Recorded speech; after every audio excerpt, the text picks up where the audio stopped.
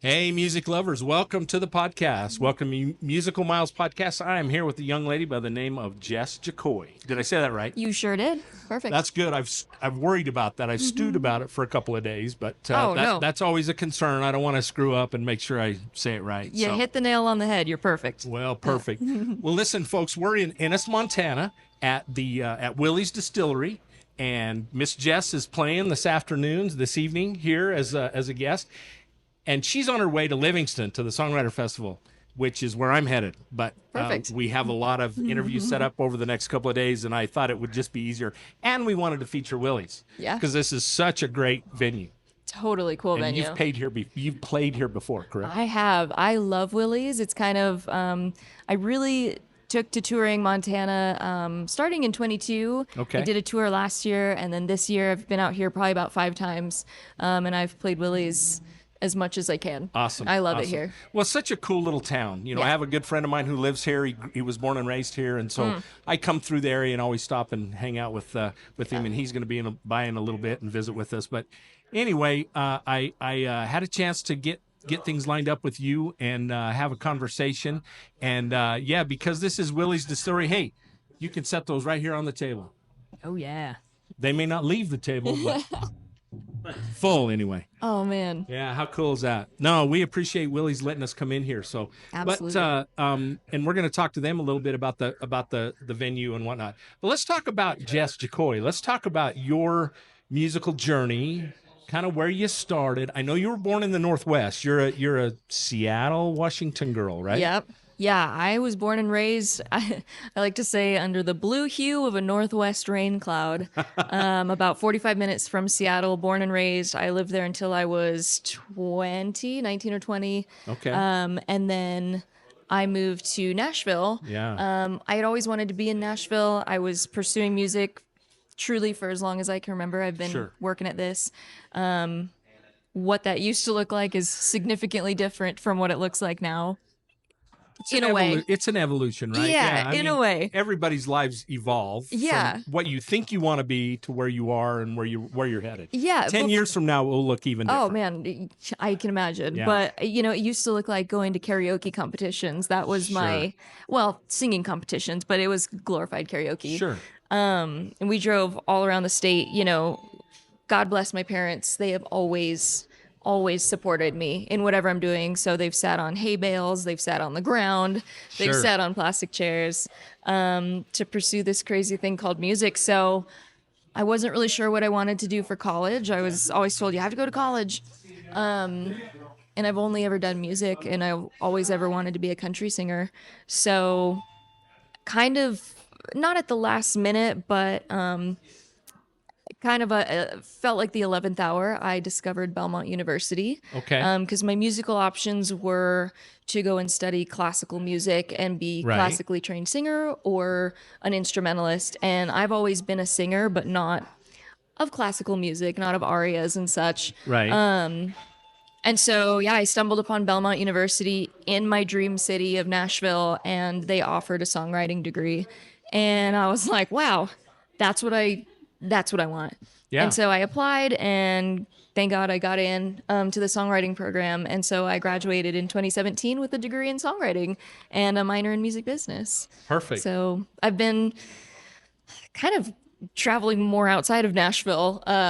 But you've been since neck then. deep in the music industry for a long time. In a sense, yeah. I mean, right after college, I've worked every retail job under the sun, but right after college, I got a job working at a record label. Okay. Where I started as their label secretary, label coordinator, which is like a secretary position. And then I was very quickly moved within like 6 months up to project manager. And that was amazing. Like everything I had learned in college was a very 10,000 foot view of what I started doing day to day. And then I saw it implemented, Yeah. which was so cool because I was so happy to have that pre-existing knowledge and then to kind Sure. of go and experience it in real world. Right. Right. It opened up a whole picture of what releasing a record looked like. Well, and it has and you had a front row seat to how the music business works because it's very, very complex. Yeah. I'm learning a lot. This is a fairly new venture for us, but we've loved live music and have been huge fans for all our lives. Absolutely. And I'm an old guy, right? So I've seen a lot. Distinguished. I've We seen say a lot of distinguished. live music. In fact, I saw you were just recently at Red Rocks. Yeah, to see live music. I Yes. wish to play one day. Yes, yeah. But I got to see, I went to Red Rock my first time, bucket list, right? Cool. In May. Oh, nice. And got to see, it was April actually. I got to see Turnpike Troubadours. And actually 2 days prior to that, I saw Shane Smith and the Saints. So I saw two concerts within the same week. But anyway, that's but awesome. but yeah, there is a lot of moving parts and pieces to the music industry, which you got to see from the business side of things prior to really stepping out, right? Yeah, and what's interesting is even in the label I was at, which was kind of a smaller bluegrass Americana label, Okay. it's so interesting because we were under a parent company, and it really struck me how, and I don't mean this in a bad way, it just kind of is what it is, Sure. how numbers driven it was. Oh, no, yeah. Either from sales to streams to social media followers. Yeah. It was very eye-opening. Yeah. I learned recently that it takes 6,500 downloads to make the same amount of money for an artist that they sell a T-shirt for merch. Oh yeah, it's for $20. You know, $20 T-shirt. Isn't that crazy? And it's 6,500 downloads, Yeah.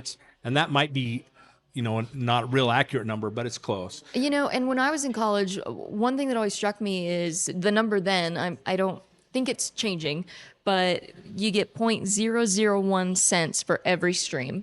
Right. You know, and when you think about how much money goes into the recording process, I was just telling somebody last night, we were talking about how much I spent in a day to make a record in 3 days, writing the check as an independent musician. I'm like, Right. Yeah. and their yeah. jaw dropped. They're like, we had Yeah. no idea. I'm like, people don't. Have had this conversation with another girl who grew up in Seattle, and I don't know if you know her, but Darcy Carlson. And anyway, I had a chance to interview her, but she's in the process of saving up the money Yeah. so she can record a new album. Yeah. She's hoping to have it out by the first of the year, but that's just one of, everybody has that story, especially an independent artist, right? But even then, as a songwriter, which is really, really intrigues me because it all starts with a song, right? Yep. So it starts with a thought and the process that you go through to generate a song, or you have to live that experience or know someone who lived it and be able to help tell their story, which you do very eloquently. You're a great Thank you. storyteller. Thank you. I loved, Appreciate that. like I said, last couple of days, listening to your music a lot and know some of the backstories on some of them. And I want you to share some of those with us Absolutely. through this process. But the other thing about live music, or not live music, but about the songwriter is that if you write a song and it actually gets in the hands of a famous artist and gets major radio play, you don't make any money unless, well, you make a little bit of money from the BMI, right? But the songwriting is only about 9 cents a unit. Is that correct? Is that number correct? Sold unit, correct? Sold unit. My math is not mathing. I think so. So the thing is if you make it on a record, that's awesome. Yeah. You're gonna get some money. Sure. The real money is in the hit singles. So Right. the number ones, the ones that they send to radio. Right. So that's a whole beast in itself. Sure, and sure. Yeah, I know the pay scale is just really weird. Oh, it's how crazy. it all comes together. It's really insane. And what people might not understand is that the portion of money that a song can make is 200%. So it's not 100%, it's 200%. So when you say stream a song, let's start with one song, not a Sure, whole record's worth. sure.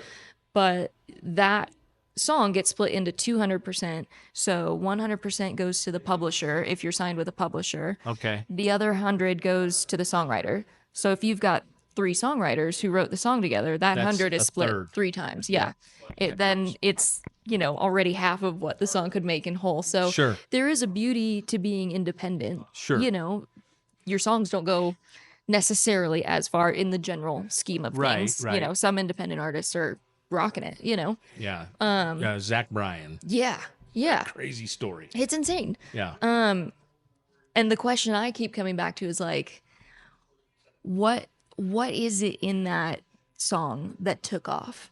That's always what intrigues me, that magic within a song that if you had heard, and this is not to downplay any of Zach Sure. Bryan's No, success. no, It's just agreed. fundamentally, it's like Yeah. if you had heard Something in the Orange by, Joe Schmo at a writer's round, would it have landed the same? I think That's the what's interesting. advantage that he had was that he built a huge following on his social media. Yeah. And he had that. Yeah. Well, it got to the point that the Navy asked him to leave, right? Because it was a problem. Too much. It was too much. And so, but we'd all like to have that problem. I'd like to have that problem with this podcast, and you'd like to have that problem with your music, right? But our goal here is with Musical Miles podcast is to share your music so people can become fans like I am now. Right. Thank you. We appreciate that. And the only way to do that is to get it in front of them. And how do you do that? If they're not hearing it on the radio, right? So that we've got to do it through the social media venues that are available, YouTube and Spotify and whatnot. So Well, and I'm always the first to say I love social media in the sense that it connects people from all over the world. Right. My music and my first record I put out, I invested in a publicist as Okay. well as a radio team. Right. And I thought, okay, I was just coming off the heels of working at the label. I'm going to go do it as the label would do it. Right. To the extent that I could afford. And what's interesting is like working with the radio team got the songs overseas, and through social media that helped some people connect and put a face to a name to a Right. song kind of thing. Right.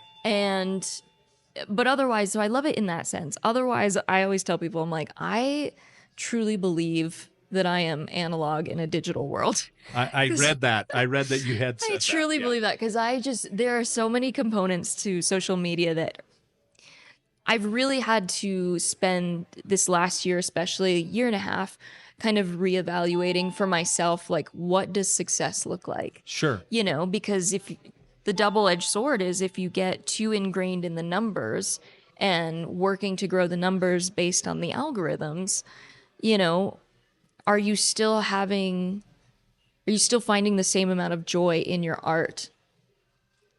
Well, that's the $64 million question, because even this, I've been, like I say, a lover of live music, and we've traveled from Key West, Florida to California and Canada to Mexico, and everywhere we go, we seek out live music. So that's what brings us joy. Doesn't all resonate with us, but we still love live music, right? Yeah. And everyone has ears and can hear, can become a fan.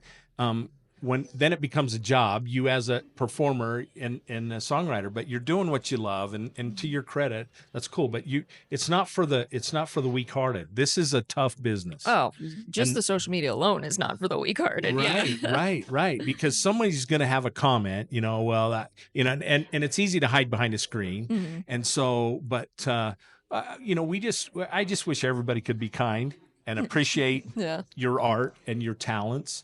And I think that's cool. Well, let's talk a little bit about because you have 3 albums, right?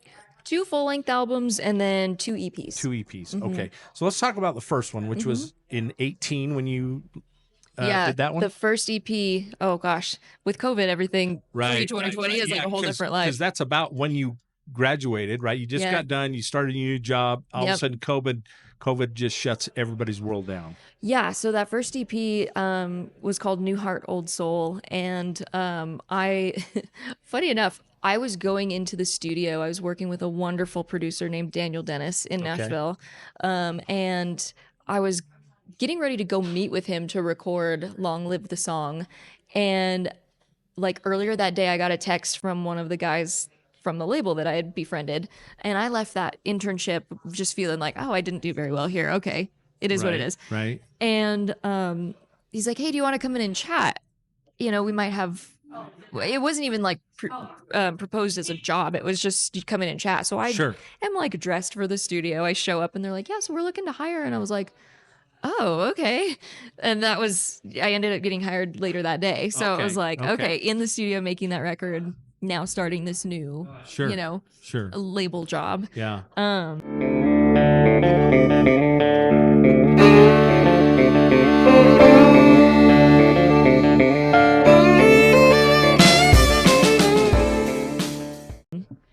But yeah, I mean, it was my first official Nashville project. Yeah, cool. So you launched that one, then you did another one then COVID happened, and you spent a lot of time writing, is my understanding, right? During that process or that time frame, or So I used to take the approach, and this is where I kind of I discovered a lot about myself after, during college and then graduating college.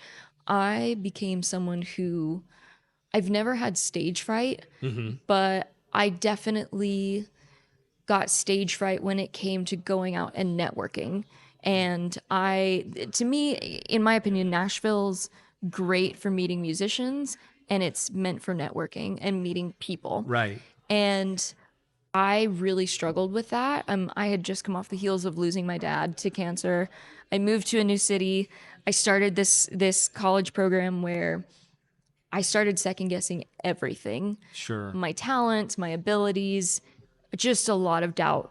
So to combat that internally, I was writing songs. I had convinced myself, if you're not writing a whole song a day, Oh, wow. you're not working hard enough. If you're not eating, sleeping, breathing, being tortured over music, you're not wanting this enough. And so it was kind of a really toxic mindset, to be honest. But to answer your question in a long-winded way, yes, I was writing every day. Yeah, and that's where the song came about your dad. What's it called? What? I'm sure Sort there of are got a plenty. few. I sort of got a few. The one I So this listened one, Such a Long Way was my first full-length record. That one came Okay. out in 2020. Okay. So I had spent the time writing in between 2018, and then I had started to put this record together in 2019. Sure. And I worked with incredible people. Michael Rinney and Dylan Aldridge co-produced it. And I kind of brought a bunch of these songs, we whittled them down, and recorded the ones that we thought, Sure. put a cohesive story together Sure. more than not. And Well, I apologize for not remembering the title because I listened to it. well, neither can multiple- I, so don't feel bad. but it's actually on your top 5 or 6 on your Spotify Okay. list. So, but nonetheless, what is the part of the motivation for songwriting is one, you were locked up like everyone, right? Not in jail, but because of the pandemic. But then you'd lost your dad, and so that's another driving force. So I'm sure. my COVID experience was actually really weird. My dad passed away in 2013. Okay. So he had been gone for a minute. When COVID came, I had gone down to working retail because basically my thought with the record label was I have learned so much here. This is incredible, but I'm on the wrong side of the fence. I Right. want to be. You want to be an artist. Yeah. And Yeah. so working for other artists was really hard and it was super stressful and just like stress that I wasn't really, Yeah. I'm all for working hard and Yeah. nose to the grindstone, but it was like, this is not where I want to be. Yeah. So I started working at big box retail. Okay. And I had been there for about a year and a half and then COVID came, but I was working all the time through COVID. Right. Wasn't locked up. Oh, So it was a blessing in a way to keep having work and Sure. to, receive an income. Yeah. But I was so confused. Yeah. Like our store, and I was in the t-shirt department at the time, like the style department. So Right. I just tell people, I'm like, I was folding t-shirts during a global pandemic. How is that essential? But we had a grocery and a pharmacy, so we stayed open. Right. And so my thing was like, I think people came to this store almost as a respite, like as a place to come to get out of their house. Right. We were so busy Yeah. all the time. I'm sure. And I'm sure. it created this really weird. Those places that were open were very busy. And, Yeah. and I had a conversation with one of our venues in Idaho that we go to quite often, was there last weekend. Mm-hmm. But during COVID, they were busting at the walls. Little Yeah. tiny venue, smaller than Willie's, but Mm-hmm. but because they didn't enforce what everybody else thought needed to be enforced. So that said, I came out of COVID with a pandemic record, but it was just the EP Brighter Eyes. And my thing was, I didn't feel like I I'm not going to say afforded the same amount of time, but I was not as inspired during Okay. COVID as it seemed like my peers were. Okay. I wasn't fair. doing virtual concerts just because I was like, I don't know what to write about. Like Right. the only thing I know is that the world is crazy. Yeah. And nobody's going to want to hear about this afterwards. Yeah. So Right. Well, it just left me in a weird spot, but I still came out with, some songs that Sure, turned into the sure. Brighter Eyes EP. well, good. Well, good. So then that's the first two. The next two were, so your full length albums are Such a Long Way and Let There Be No Despair, which and came Let- out in 22. in 22. That was the last one. Yes. And then you recently, I know that it just hit me that I wasn't going to forget to ask you. So, but 22 was the last full album. And then, but you've released some singles.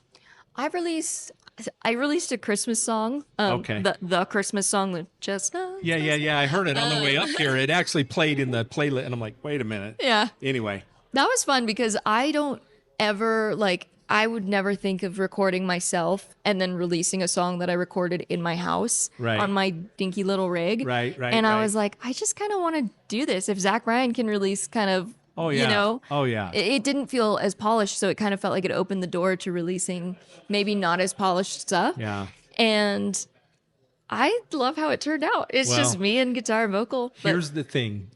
Our podcast is a little raw and gritty. It's not in our living room, I love it. but they're going to hear some background Yeah. noise, and we apologize in This is advance. life. But it is life, and we're in a bar. Yeah. Okay. So, but the song that I just saw that Mm-hmm. really, really made me a fan that you haven't released yet is the cowboy song.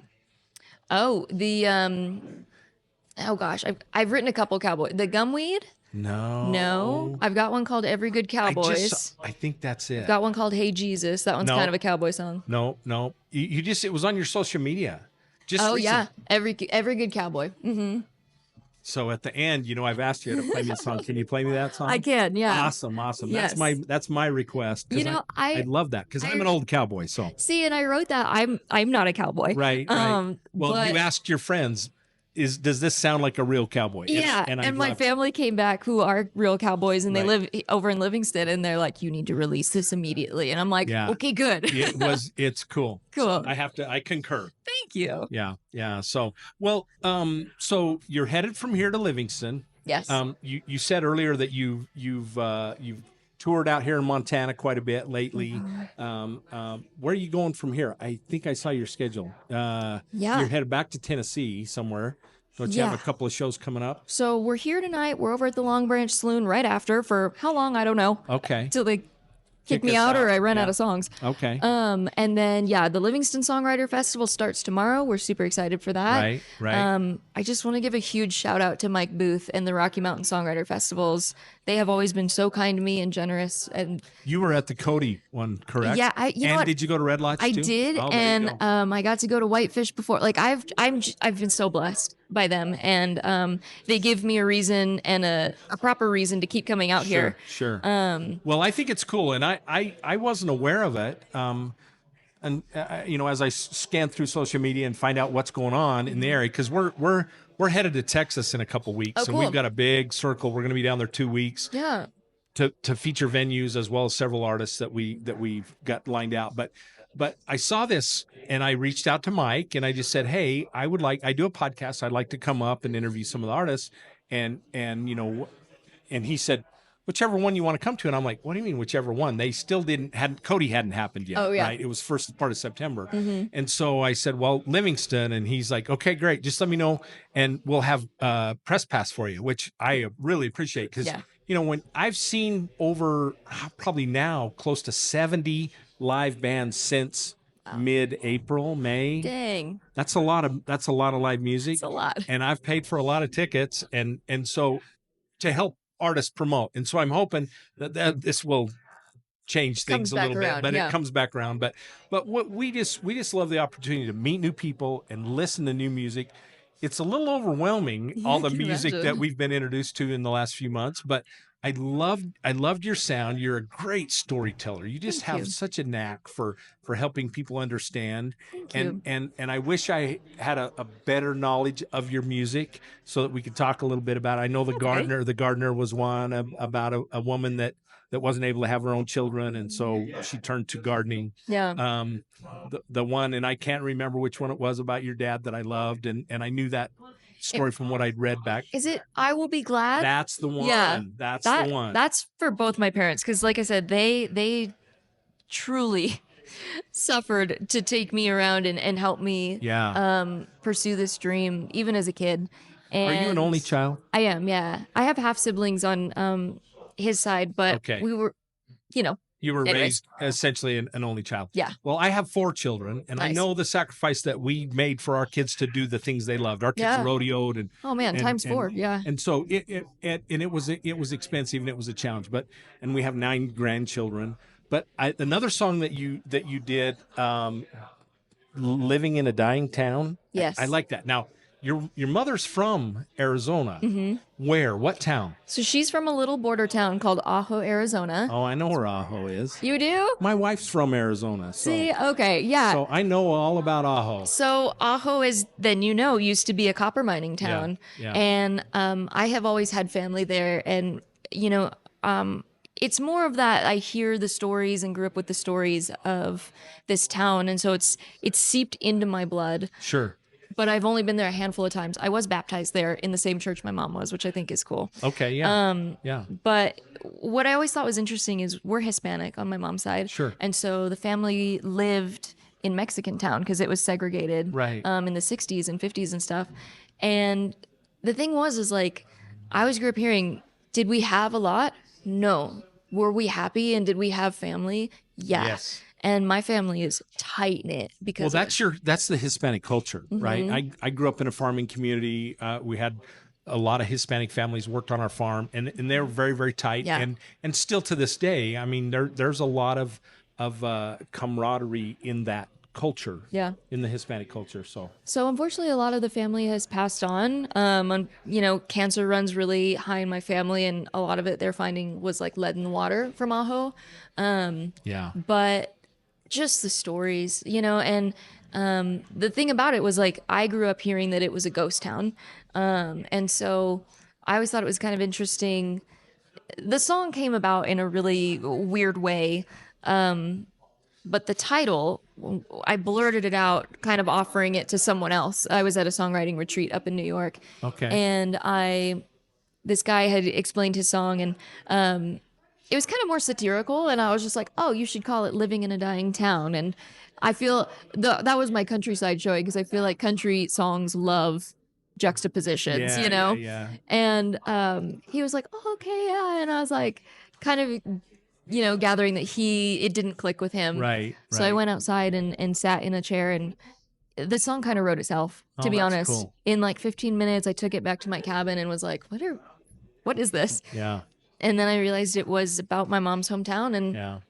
Well, that's a great story, and I love that part of the songwriting process is that there's a reason behind most of those songs, and so sometimes I'm sure to just sit down and write a song that doesn't mean anything probably doesn't happen very often. Yeah. So with that being said, we're kind of bumping on some timelines here.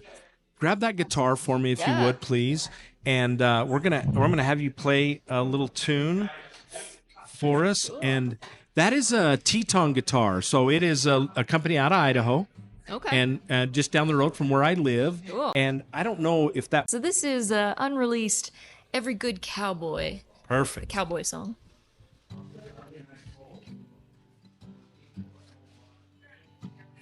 Every cowboy needs a good horse, a house with a front porch, and a cow dog ready to run. It needs a strong cup of coffee from an old school great Stanley, 2 hands that no work's never done. He can sing every song in that high lonesome sound. He can swear that he's better alone. He can try to stay free, but every good cowboy needs a good woman waiting at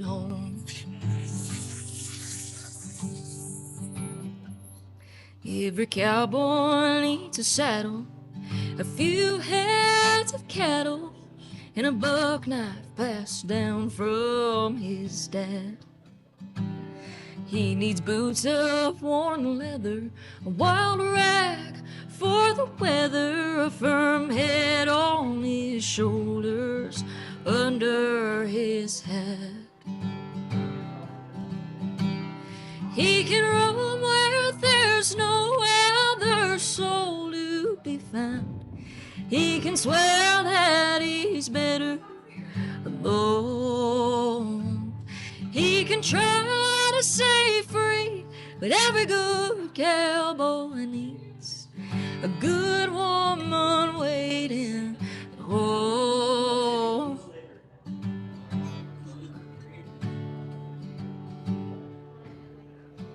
He needs a kitchen with old hardwood floors. He can spin her around to the sound of a 3/4 time. Stars to lay under, a kind heart to love her, and good enough sense to know it's all worth the cost. That's just a few things a good cowboy needs to know. That's just a few things a good cowboy needs to know.